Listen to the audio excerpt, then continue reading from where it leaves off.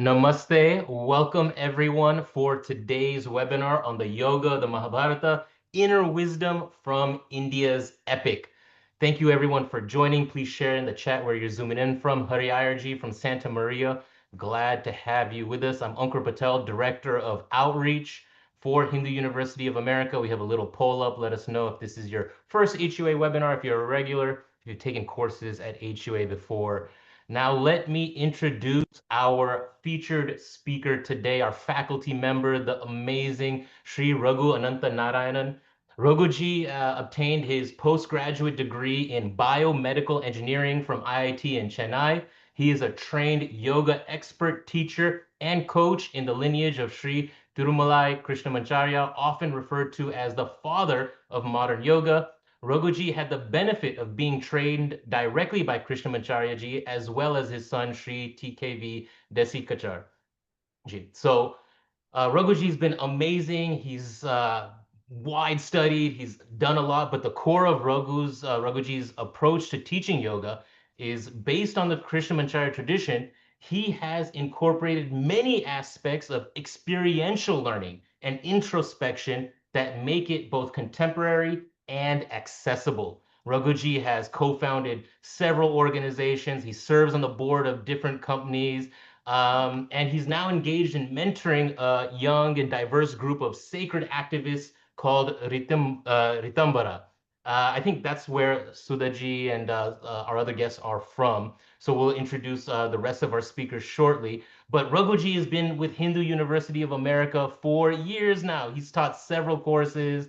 He's continuing to lead this thought engagement and thought leadership, and the courses he has are amazing. We've had maybe some other students in the attendance window will make a testimonial and we'll share that. But Raghuji, thank you for being with us today and being our speaker, our faculty, our Guruji. So with that introduction of Raghuji, let me introduce our subject briefly.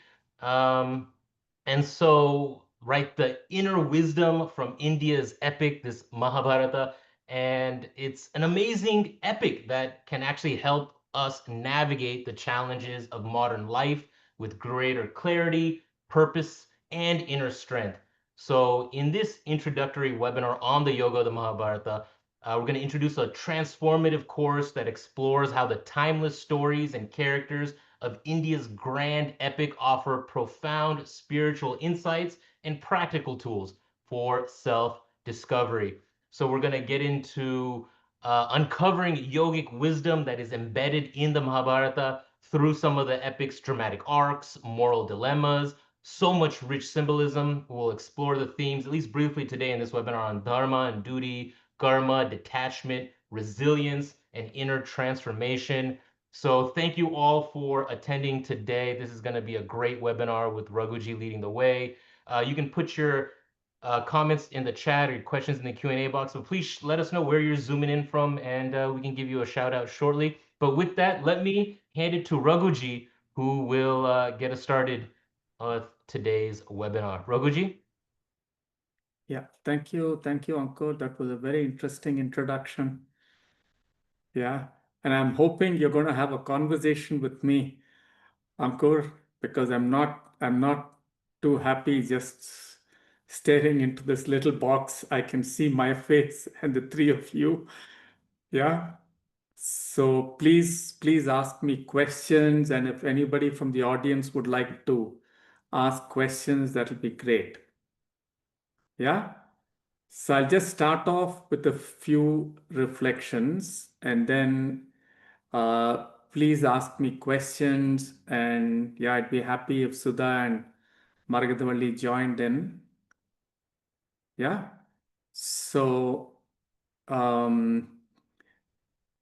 one of the things I think which is important to understand is that the word yoga today has become a very difficult word because it's been used, misused, misunderstood, and so on.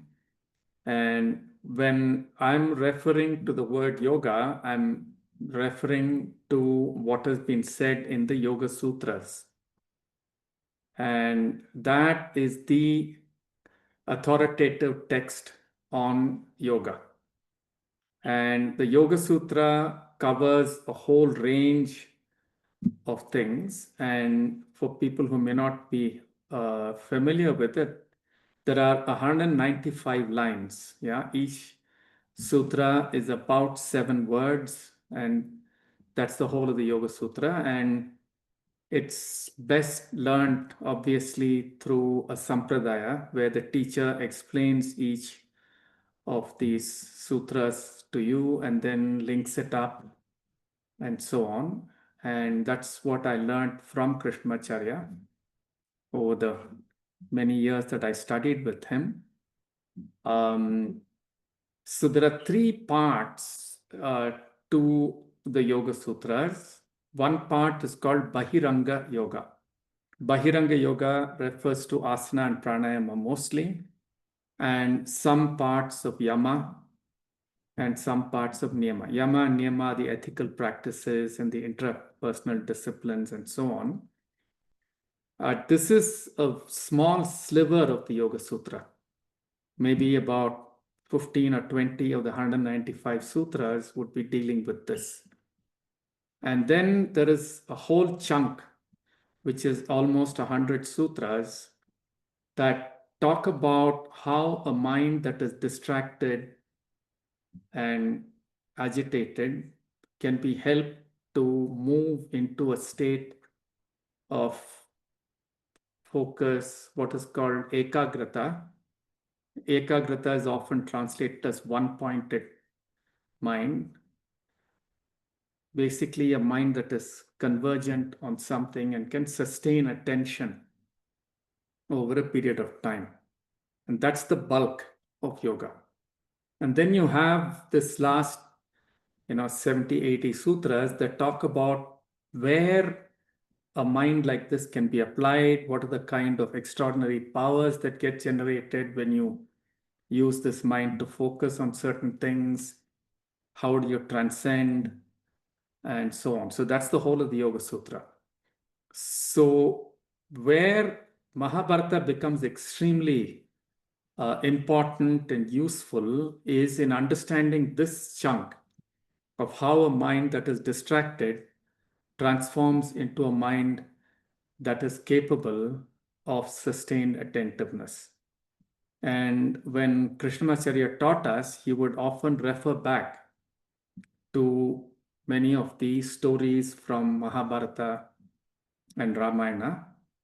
And he was, many people may not know this, he was also a very, very good musician. He was a Vainika, he would play the violin and the veena.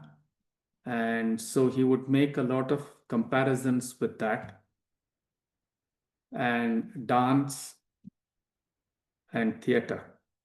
And these are all allied because all of them help to understand oneself, understand transformation, and so on. So that's where I've been focusing over the last many years. And that's what I'll be bringing to you people in the program. Yeah. So I need questions, Ankur, to help me at this point. So I know what you might be interested in, what the people out here may be interested in. Yeah. So starting with the Yoga Sutras and the context of yoga, now you go Hmm. through Mahabharata is an epic, right? It's so Yeah. many different I don't know if you call them pieces or parts, but it's continuous. So are Mhm. there specific arcs or specific characters that really exemplify some of what you were talking about that you think are worth highlighting? The whole Mahabharata is looking at the psyche. There's one very important idea that the Mahabharata is actually a reflection of Vyasa's mind. It says the whole Mahabharata came out of Vyasa's buddhi, right? And then there are it talks about 2 trees that have grown out of this buddhi. One is the tree which is trunk the trunk of which is Yudhishthira, the other one is Duryodhana.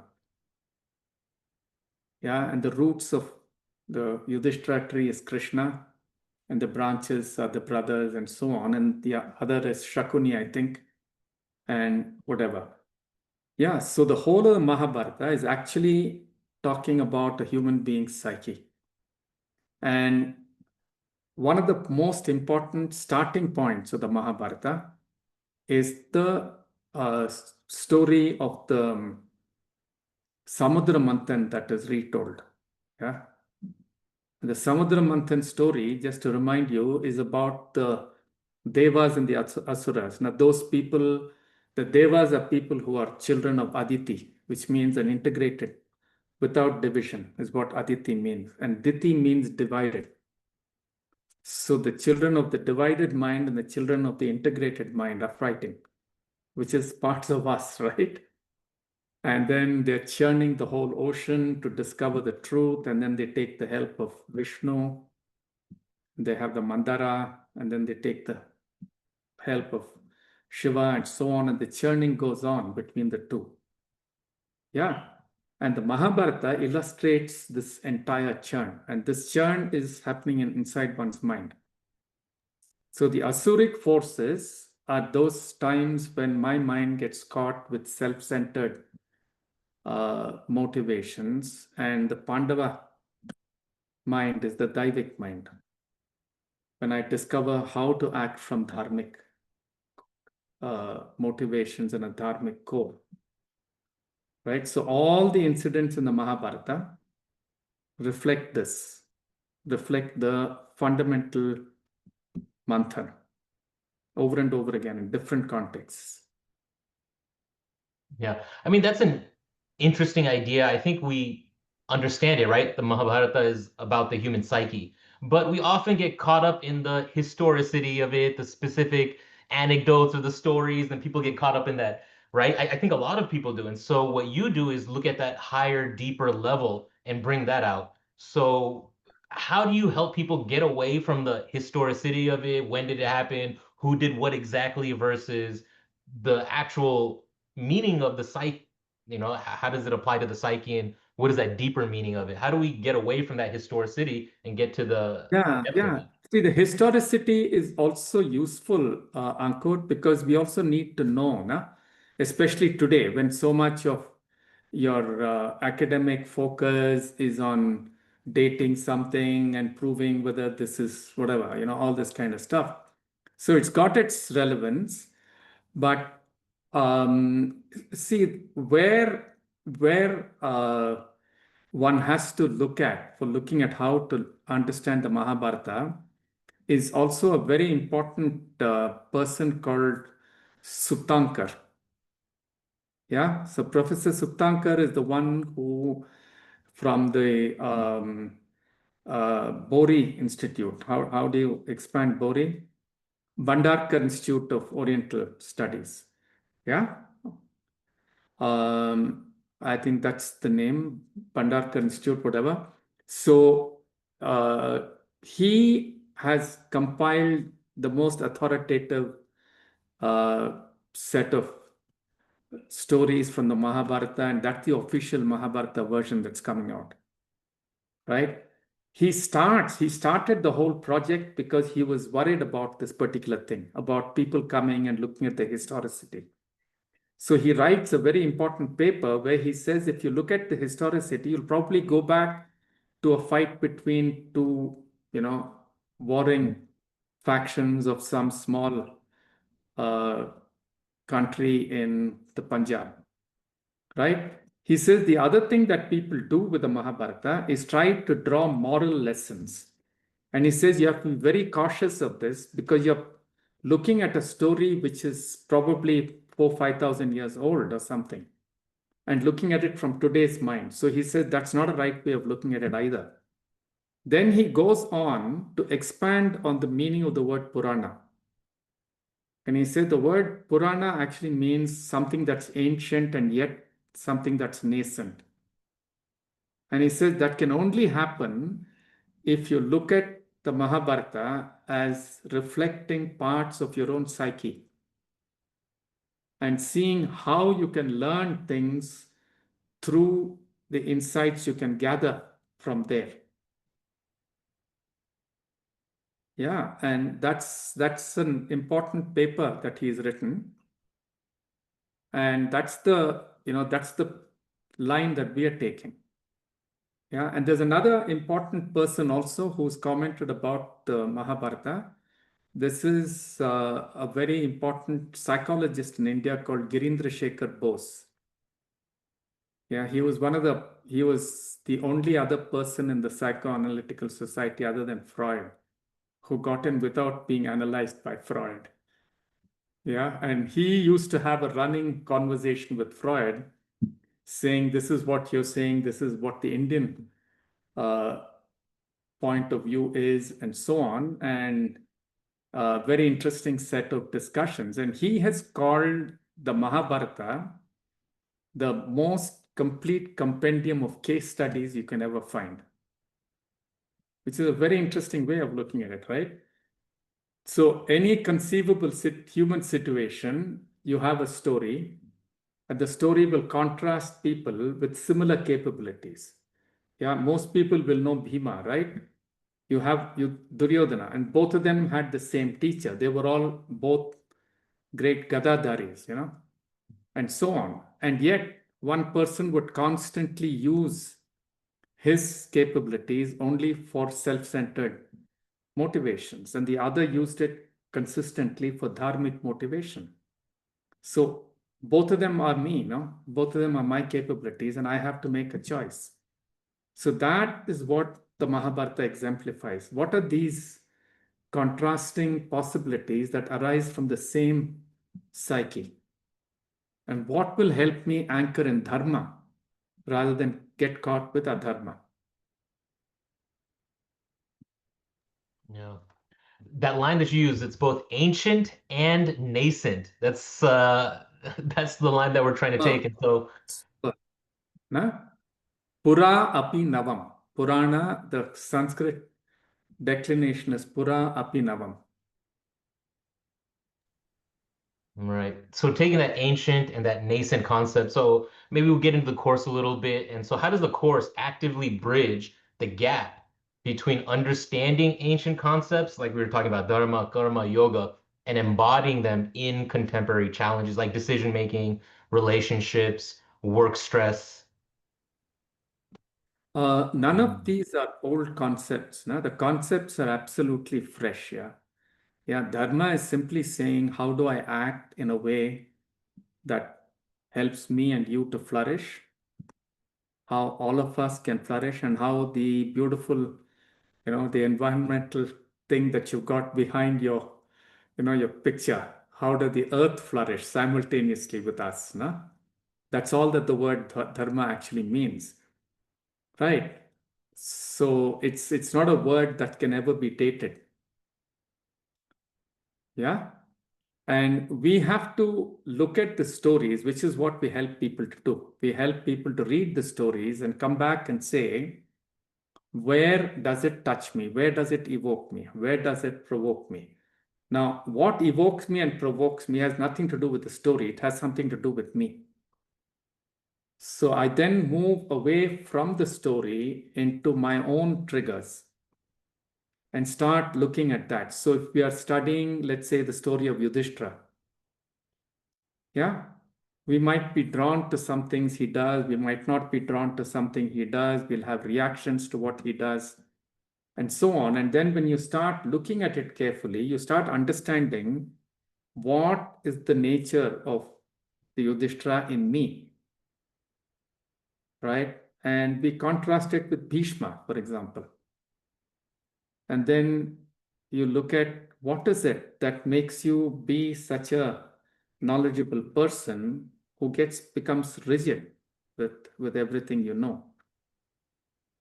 And they're both the same underlying psyche. How do you understand this?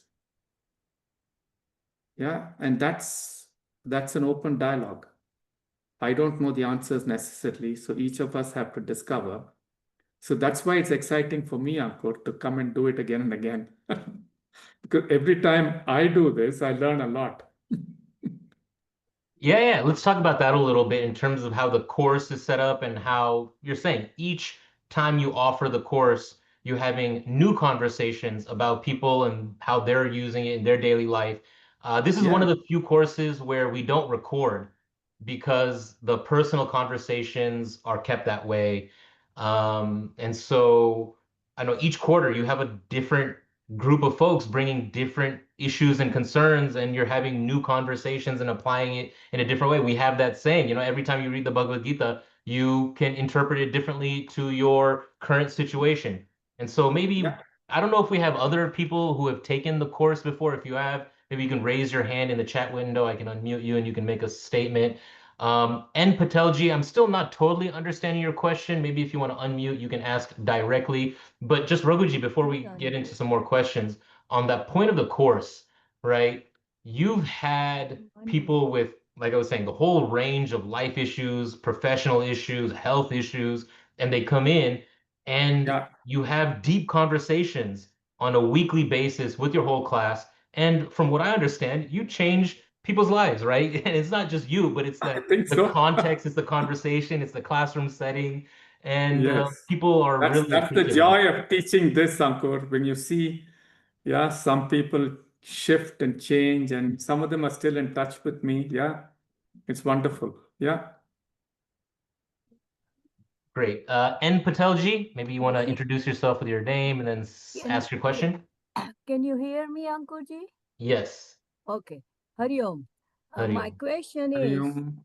Hari Om, my question is, when you read a Mahabharata text and when Bhishma Pitama fell down and his eyes were closed till the Krishna Bhagwan at the end of the war approached him and he opened the eyes. The initial one, he was doing the stuti, what we know as a Bhishma stuti, and then he gives an idea about the karma yoga and what is one person duty to live a life, and thereafter the Vishnu Sahasranam was created, or during that process of Bhishma Stuti to Krishna Bhagavan, the Vishnu Sahasranam was developed. Am I too confusing? No, you're not. That's right. So, what's the question? Do you have a question, or you're just sharing?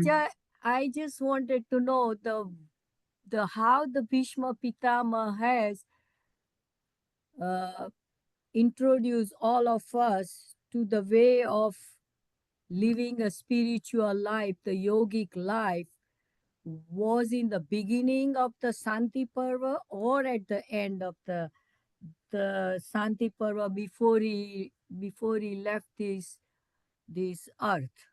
No, it was I s- just before he passed away. But Past. one of Mhm. the things we'll have to look at is that at the end of his whole discourse, Draupadi, who's listening to it, asks him, if you knew so much, how come you acted the way you did? And how come you fought on the side of the Kauravas? So that's the critical question that we will examine. What makes a person with so much of knowledge of what is dharmic actually act in adharmic ways and actually do things and allow the court to humiliate Draupadi, when one of the things he talks about, the dharma of the king, is the need to protect women and the need to protect the weak and so on. So that is what we will examine. Great. And Okay, that is thank you. something we have to answer, na? Because there are several places and several contexts in which we are faced with similar dilemmas. We know a lot, we know what's right and what's wrong. We're not always able to act from there. What happens to us? So this is a very, very important starting point, for example, for a dialogue. Not to wonder what Bhishma did, we don't know. He passed away many, many, many years ago. But to look at what is the Bhishma in me, how does that act? Yeah. I remember we had, and you had the whole other framework, the archetypes, right? The 5 archetypes. That's right. And That's maybe right. you want to just discuss that a little bit, how the different characters are archetypes of us, right? And which way are we going to go? Who does it apply with? How do we go forward with that? I think that was really interesting. Yeah. Thanks, Ankur. Because, yeah, unless you understand the idea of the archetype, it's difficult to get into this. See, archetypes are, like proto personalities. They're very, very, algorithmic ways in which the human being is created. And these are universal. These are not specific to A or B or C. So Yudhishthira, for example, is an archetype. He's not a stereotype. Yeah. So if you look at them as stereotypes, we get into trouble. Now, and stereotype, the best example I can find of a stereotype is when we first had the very famous Mahabharata television series that many people might have seen. They go and pick up Tara Singh to be Bhishma, to be Bhima. Yeah, so this big guy who can't talk and who's a little dumb kind of a portrayal. Right. Whereas the Bhima in me is the archetypal Bhima who can take a fight, who can be passionate, and so on. So the external form has nothing to do with the internal characteristics. So the key characteristics, the essence of the characteristics is the archetype. So all of these 5 people are archetypal. They're not the form out there. And Krishna is also archetypal. So if you look at it like that, then it becomes very easy to ask, where is that archetype in me? How does that play out in me? And the more we're able to do this reflective work, the more we're able to introspect, we get insights into our own nature of our own psyche. And that is what the Mahabharata and the Yoga Sutra and Ramayana is meant for. And this is stated right in the beginning. There's a whole conversation between Brahma and Vyasa, where Brahma calls up Vyasa and says, you have to write the story, which is full of rasa, which is full of feeling. Because otherwise people don't understand dharma so easily. So that is why the Mahabharata was written, to evoke people, to help them understand in their common everyday contexts, what is it like, what gets triggered in our psyches. And the more I have a direct understanding of it in my psyche, the more I'm choiceful. Otherwise, I get carried away, like Yudhishthira got carried away by his triggers inside when he was playing the dice.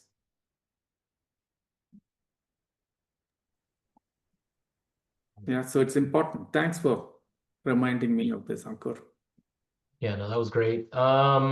I've got the poll up right now. If you've attended an HOA webinar before, just fill that out. We'll take one question from Kumu Gupta ji from Boston. If you want to voice your question, let's keep it short. Yes, yes. Yeah, so can you expound a little bit on the connection of Einstein? You mentioned Einstein.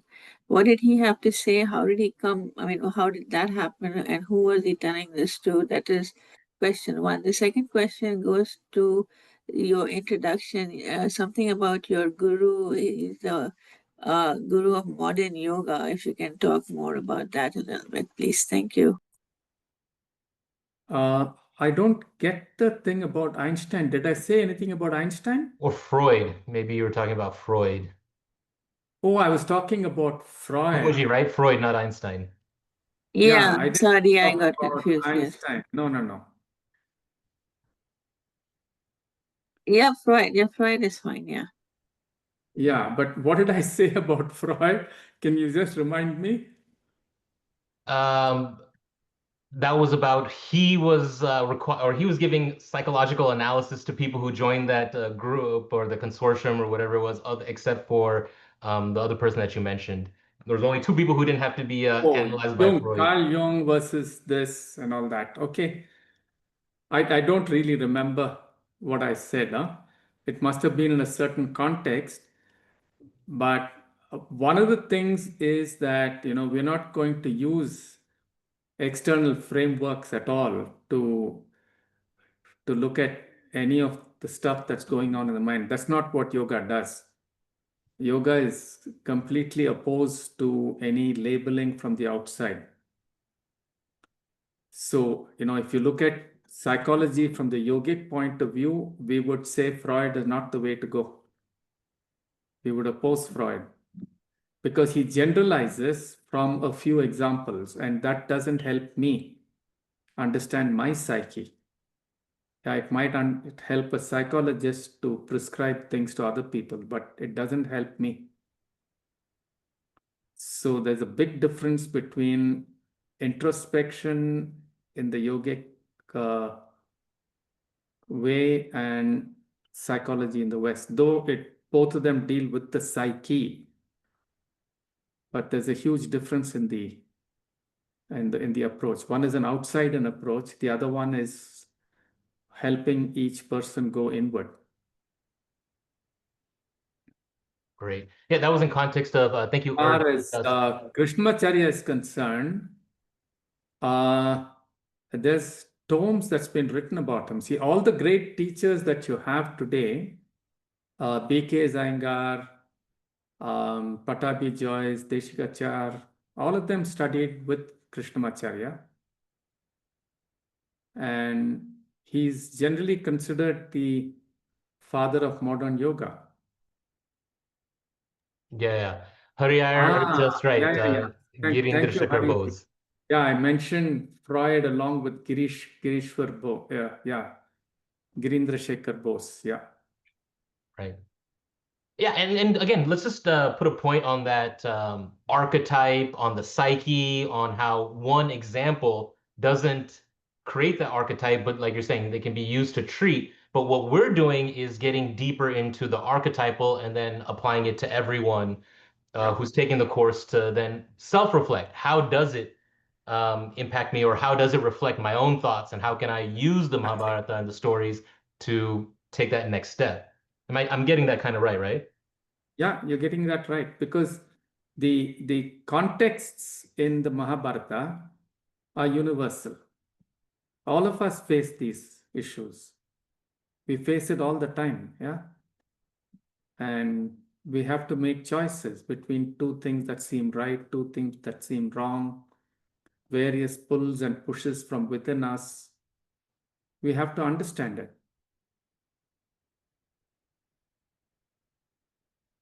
Wonderful. All right, if you haven't filled out that poll, I'm going to close it and I'm going to open up a poll and put some details about the course in the chat. Oh, Hari IRG, let's hear what you have to say. You can unmute yourself now.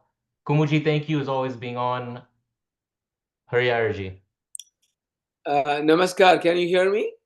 Yeah. Yes. Namaskar. I had a very specific question. I have been teaching the Mahabharata to over 200 children in our society for the last 15 years in the Bal Vihar. And of course, I have got two grandchildren now, and I just talked to my granddaughter Indra before I came online, and I'm starting her on teaching the Mahabharata. In my opinion, one of the important things that we miss out in the whole teaching of the Mahabharata, because of its focus on the war and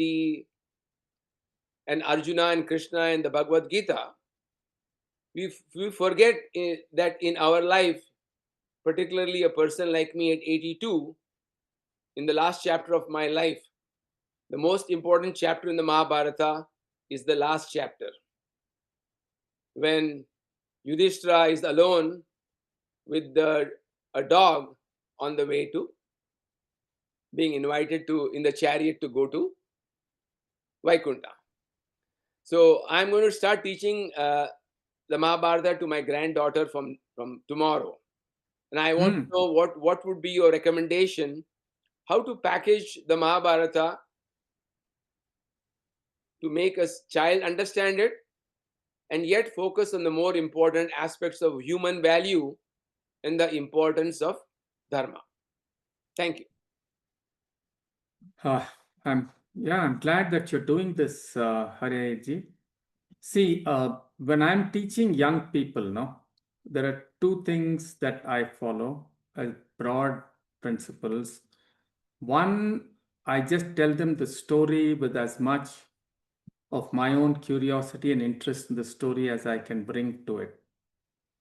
And then I ask the child how, what are they uh, feeling about the story? I ask them a few questions and let them play with whatever comes up. Yeah. And I don't try to tell them this is right and this is wrong. Because in my understanding, this whole thing of saying this is right and this is wrong is the 10 Commandments approach, which is not Indic at all. The Indic approach is to help people come up with a discrimination from within and help them touch their own humanness.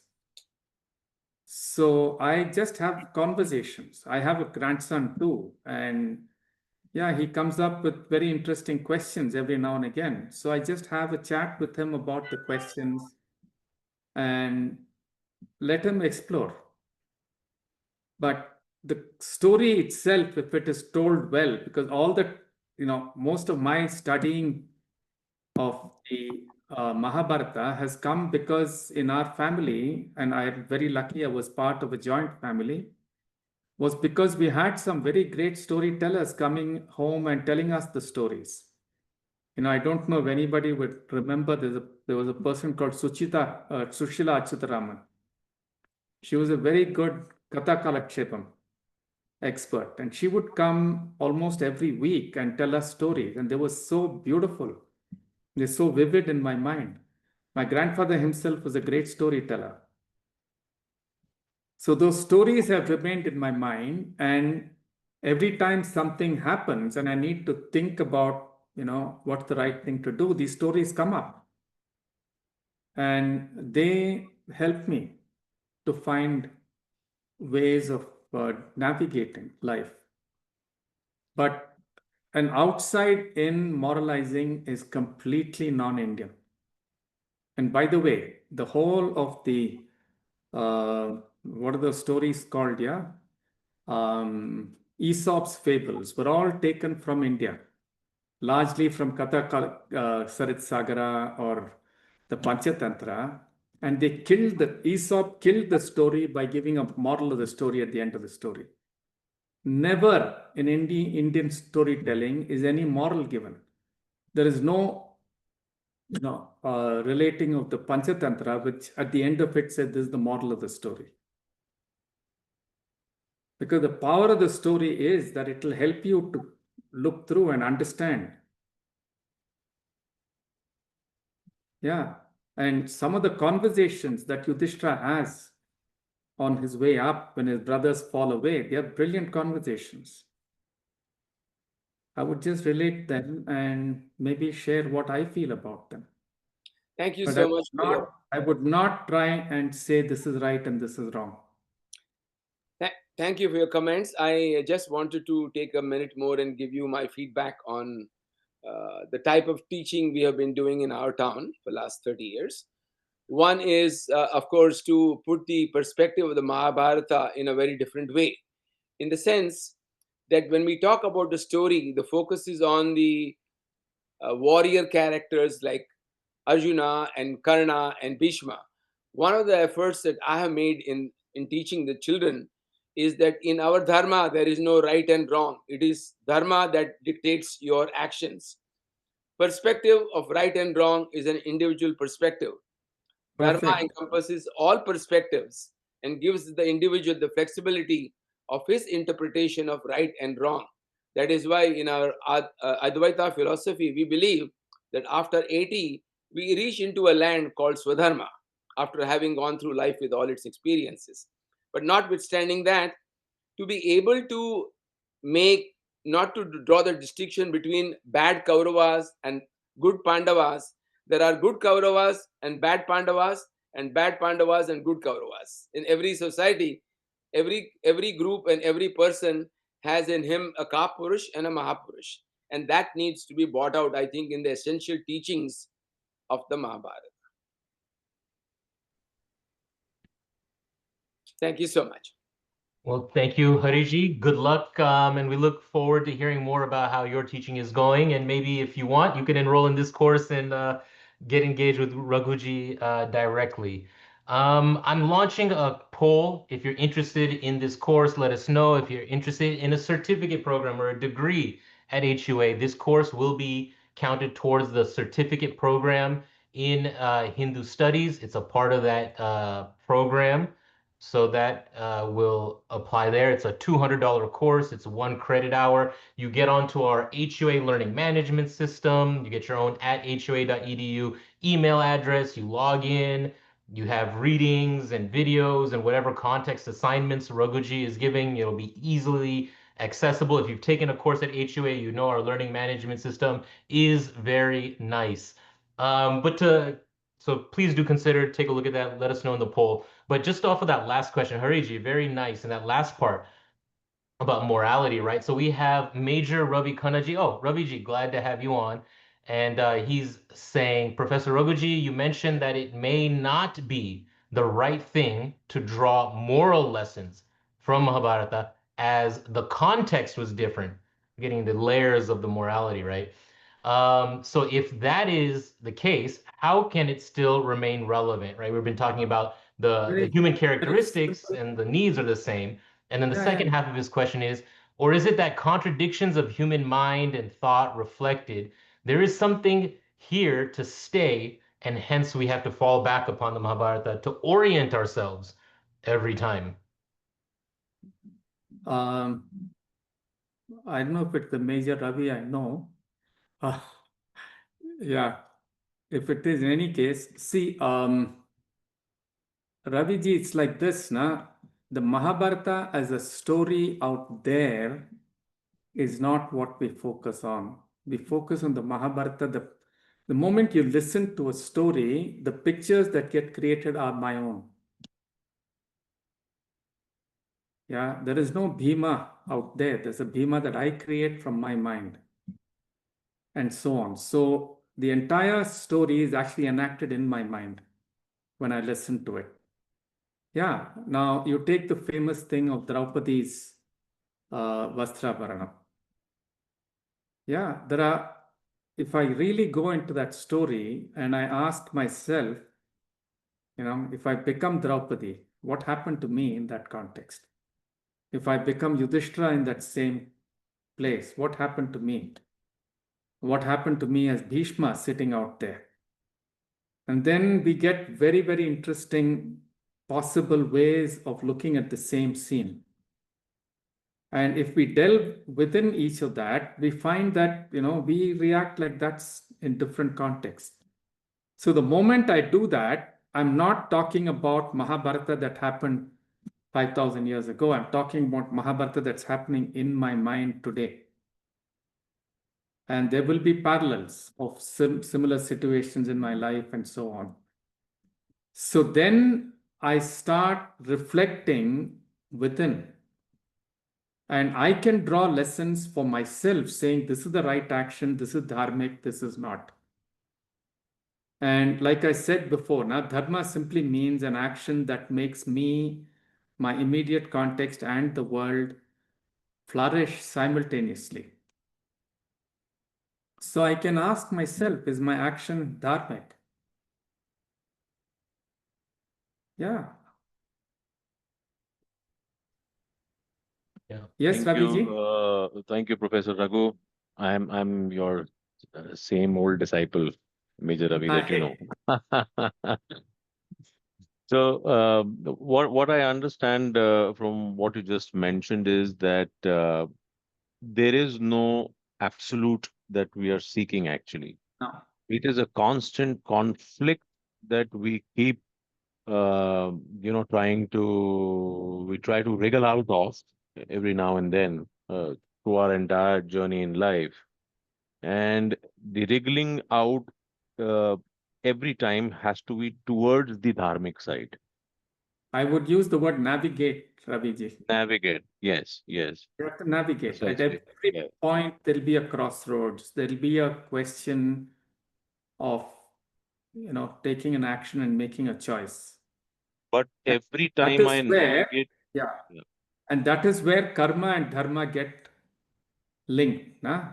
So the correct, choice I make, I have to pay the price for the choice. right. So if I make a choice which is enlivening for everybody, then that will lead to a certain kind of karma. That lead to a certain kind of orientation in me. But if I'm falling back and making self-centered choices, that's the way I'll be shaping myself, right? So this entire chakra, as some people call it, the shaitan ka chakra, that you keep going round and round in circles. You're not, since we're not achieving an absolute, though it might seem so to us that we are, but we are actually not. And even if I navigate every time successfully on the side of dharma, I still am not 100% correct every time in life. Uh, I am not absolute because nothing is absolute. So the Nothing is that. only, so my entire navigation throughout life is only, if I may put it in the modern parlance, how many more credit points can I earn towards, enriching my karma? Is that so? No, karma, Raviji, if you look at it as saying karma is something that transforms me. Hmm, So every time I do right, something, this entire prakriti is transformed. So right. I'm oriented differently. Yeah. So when you go through the Mahabharata, it's very clear that Duryodhana is called Suyodhana. Nobody names their sons Dushasana and Duryodhana, no? They're Hmm, named right. Sushasana and Suyodhana. And the story is very clear. There's a point of time when he starts experiencing jealousy and Hmm. envy towards Bhima. And it's Oh, very clearly said that is when Suyodhana became Duryodhana. And then he keeps reinforcing it, reinforcing it. And then you have the story right towards the end, not before the war. hmm. Krishna comes and tells him, this is dharmic. Why are you doing something adharmic? And he says, I know what is dharmic, I know what is adharmic, but what to do? I cannot do anything other than adharma. That's He how represents deeply that. he's got, he's got just completely soaked into it so deeply. He says, what can I do? Hmm, I can't come out of this.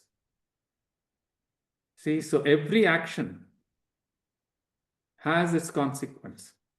And there's also another very, very hmm, interesting way of looking at the Mahabharata, which is a South Indian tradition. I don't know if it's there in the North, where the whole of the Mahabharata is repeated because hmm. after the war is over and just before they go into the forest finally, Duryodhana calls Sanjay and asks him, please tell me the whole story again. I want to know where I made mistakes. So at every Okay. critical juncture, he says, oh my, that's where I made a mistake. And he starts with this Suyodhana Duryodhana stuff, saying, that's where I made a mistake. I could have stopped the war at that time. So at each Hmm. juncture, he says, my God, that's where I could have acted differently. So being reflective was actually evident of him being conscious. Yeah. And actually, after that, he goes into the forests and asks Vidura to teach him the Dharma. And he actually turns around. That's the story. Oh, That's not something that's very popularly known. yes, exactly. Thank you so much, sir. Thank you, Raviji. Glad to have you on. All right. Sudhaji, do you want to ask this question or do you want me to ask it? What's that? You can ask. Okay. So, So Raghuji, let's get into some of your background, right? How did this course come about? What was your journey a little bit? I mentioned it a little bit, but so what personal experiences or insights led you to develop this specific yoga of the Mahabharata approach, right? What unique perspective or lived understanding of the epic's inner yoga do you bring that shapes this course? And how does the course actively facilitate participants feeling or experiencing the archetypal energies you shared earlier, rather than just analyzing them externally? And then, right, this enables that inner transformation, but if you can just elaborate on how it does it. Oh, two or three influences. See, one influence is definitely Krishnamacharya and how he would teach and how he would constantly use these stories as analogies to talk about the Yoga Sutra. The second is I've been involved with theater for a long time. In Tamil Nadu, there is a long tradition of what is called Bharata Kutha. The Mahabharata has been enacted in villages for almost 1,000 years in Tamil Nadu, and it's a huge tradition. And I've had lots of dialogues with those people and a very important playwright in Tamil called Muthuswami, who interacted with them. And I helped Muthuswami and his group to look at the Mahabharata Kutha and modernize it and so on into there's a theater group called Kuthu Patre. I was on their board for a while and things like that. The dialogues that those people used to have was so insightful and much, much more so, I must say, than many of the people from the pulpit, talking about the Mahabharata. Their understanding was completely inside out and very, very compassionate, very beautiful. And I've been in villages where the village people use this. They'll say, "Why are you behaving like Duryodhana? Why can't you do this?" It's like, he's part of the family. And all of these characters. And it's really incredible that one of the first times me and a friend of mine, uh, who's a filmmaker, had gone to do a documentary on this. We were talking to an old man who's talking to us about Vaishampayana and how the story was told in a Janmejaya's snake sacrifice. Now, I don't know how many people, so-called educated, would know that that's where the Mahabharata starts. So that's the depth of knowledge that there is in the villages. Sadly, it's being held in disrespect and going. And the third was because I've also been involved in a lot of what is generally known as encounter group work, where it's an unstructured, intensive, self-reflective processes. And the person who I worked with, my mentor, was a person called Professor Pulin Garg. And he was also very influenced by the Upanishadic way of introspection and so on. And we would have lots of discussions about Mahabharata, how the Mahabharata helps you to look inward. And as an experiential learning process, those were my main anchors. And then I brought it into a theatrical form. We do a 5-day, 6-day intensive using theater people and so on. And many, many people like Rudra Prasad Sengupta, who's a very well-known theater person from Bengal, has worked with me. Anmol Velani, many, many people have worked on this. So it's a fantastic opportunity. I was really blessed to have all of them help. People who know Indian theater would know some of them.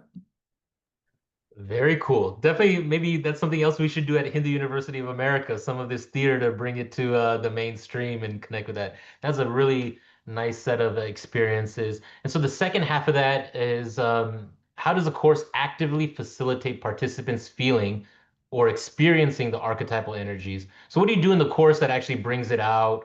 I know it's basically dialogue, right? You have the conversations, you let people share, you open it up, and then you take the conversation. But if there's any specifics on that you want to get into, and let me drop the details of the course one more time. It's going to be on Saturdays, at 11 a.m. Eastern Time. It's going to start July 12th. It's going to end September 27th. It's going to be a $200 course. The poll is up. Let us know if you're interested in taking the course. Yes, no, maybe. If you're interested in a certificate program, just let us know. It helps us follow up. It's better for that. So maybe some examples. I know you don't share the details because it's a private course, but just how does it actually, if you have an example or two that you could share context. The framework will be something like this. In the first course, the first session when we meet in the course, we will help people understand the relationship between the essence of emotion. No? They're using the word qualia these days, which is probably close to rasa. What are the rasas, the 9 rasas? How do the rasas generate inner proto personalities that we call archetypal inner figures? Like, for example, if you're anchored in bhaya, you would generate a victim self. If you're anchored in love, you would, in Shringara, you would, activate the friend and the lover in you, and so on. So what is this? So this is one very critical part because that's the core of transformation through dance and theater. And then in every other session, there'd be one of these heroes to look at. So we have the 5 Pandavas, we have Draupadi, and then we have Karna, and then we have the shadow sides of these people, which is what is talked about in the Ajnatavasa. So we would look at these stories and help people become reflective and apply the framework that we teach in the first session to their own evocations and their own triggers so that they start understanding themselves more and more and more. That's the practice. Very cool. But Truptiji every session is really a practice, Ankur. yeah, the practice. Yeah. Truptiji is asking, do you need any books as pre-reading or during the course? No, we will send them. We'll send them the curated stories. If people read the book, it's great. The less they already know and the less they've already formed opinions about the Mahabharata, the better. Very good. So if you don't know anything, this is a good course for you. But also, if you have that depth, maybe if you can remove some of those frameworks and come at it Whichever with an way. open mind. Yeah, whichever way. We've actually had really, really interesting discussions with people, Westerners, for example, who have not read the story but who are reading for the first time, and some of their perspectives and their questions are really interesting. Yeah, things that I would never ask, maybe. Huh? Yeah. Again, that fresh perspective, that open mind. We know when we talk to children who don't know anything, right? They present a perspective that we couldn't have come up with in the same way. Yeah. Kind of, this is the last question in the Q&A box. So this is a chance, last time to get your questions in, put in the chat, let us know. And this is from an anonymous attendee, but this is a general one, right? So how is the yoga of the Mahabharata different from the yoga of the Gita, right? The Bhagavad Gita takes place in the Mahabharata, but is there a difference? Are they layered? Does it supplement, complement? What is the connection? I'm not teaching the Gita at all. No, I'm teaching how these people behave. And I don't know how that session is taught at all. So I wouldn't have any basis to make a comparative statement. Yeah, okay. Yeah, Yoga of the Bhagavad Gita is another course that we just know teach. what I teach, Ankur. Yeah. Dr. Sriram Sarvatam teaches that Yoga of the Bhagavad Gita. It's a little bit Yeah, different. I've had conversations with him, sure, but I don't know exactly what he teaches, right? Yeah. And that's the beauty of Hindu University of America. We have a range of courses, a range of faculty for all of our supporters, our students, Hindus, non-Hindus who are curious. And we continue to offer new courses, new programs, free webinars for you to ask your questions and engage. So please do consider taking this course. Join Hindu University of America in whatever capacity you can as a student, as a friend of HUA. We have volunteer things going on. We have events. Swamiji is asking me, how tech savvy do I have to be to attend the course? Not at all. You just have to be able to You just have sign to know in how to and get click a onto link. Zoom. Yeah, Yeah, click as that long as you can link log into and Zoom, you'll be able to join the course. And even then, if you have issues, you can send an email to support@hoa.edu, and one of our folks, either Devika ji or Kushbu ji or Pragya ji or Sumedha ji, somebody will, even if you need, get on a Zoom and tell you which buttons to click. But it's not complicated. You're on this webinar now. You'll be fine. You'll be able to do it. We have a whole range of folks, right? I think some of the youngest folks, you had teenagers all the way to. Go ahead, sorry. Ankur, I'm quite sure he'll be at least as savvy as I am, yeah. So if I can get onto this, he can too. Wonderful. Okay, last few. To see you there, Swamiji. That'd be great. Yes, Swamiji. Awesome. Okay, last few few minutes to make a question, make a suggestion, put in the chat where you're zooming in from, and we can give you a shout out. And with that, let me hand it to either Sudaji, Margata Valiji, if they want to make a statement, a sentence, a comment, because you're plugged into this whole initiative. At least let's hear from you a little bit before we give it to Raghuji to close us out. As always, it's my pleasure. Thank you all for being here. I hope to see you in a course, at an HUA event, or a future webinar. We're growing, we're building, we're continuing to offer, to get into that depth, right? The psyche. Why are we doing what we're doing? How can we improve? And just my pleasure to be here with all of you. So with that, maybe, yeah, let's hear from the rest of our panelists, and then we'll have Raghuji close us out. Thank you. Thank you, Ankushi. Just want to say that this is something we have experienced and learned with Raghu over a few years, and Mahabharata offers a lot of depth and extremely relevant to every context we face in our lives. So looking forward to the conversations with you. We will learn as much as you do when doing these reflections and having discussions with you. Sudha.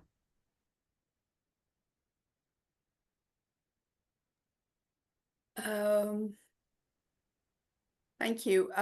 So for me, it's the same thing. The journey with Raghu started doing his different courses. And I think looking at Mahabharata as an external character and what it is, to really look at how it is represented within and to hear the voices and work with that has been very transformative for me. And it continues to be an ongoing journey.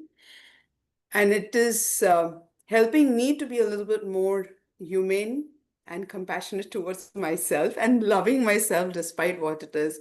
And one of the questions that what Raghu always says, right, in doing, what am I really doing, is the question that always brings me back. And I find this very, very powerful, the approach, the work, the questions, the reflections, and what we all love, through stories, and stories that we create in our own mind, and stories that are there as symbolism and metaphors. So yeah, I'm looking forward to this because it's the first time more as a student, but to also be as a co-participant along with Raghu. So yeah, so thank you.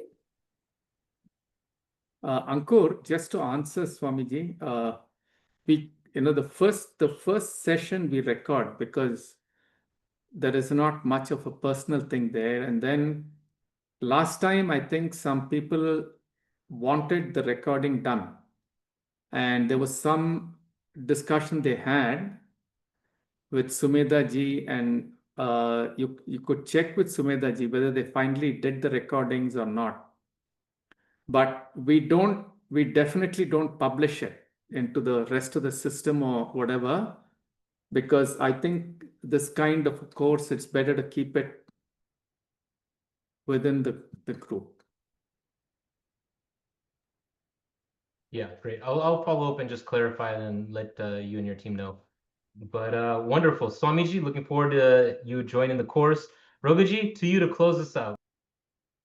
Yeah, I'm looking forward to working with whoever comes in there, and I'm hoping that many of you who are here today will be there. And I'm going to learn as much as everybody else does. So that's why I look forward to every time you ask me to do this course, I say yes first and then figure out the rest of it.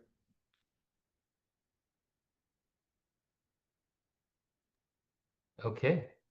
Well, thank you. Namaste. Dhanyawad, everyone. Appreciate you all. Dhanyavada. Thank you. Dhanyavada. Thank you very Thank much, you. Ankur.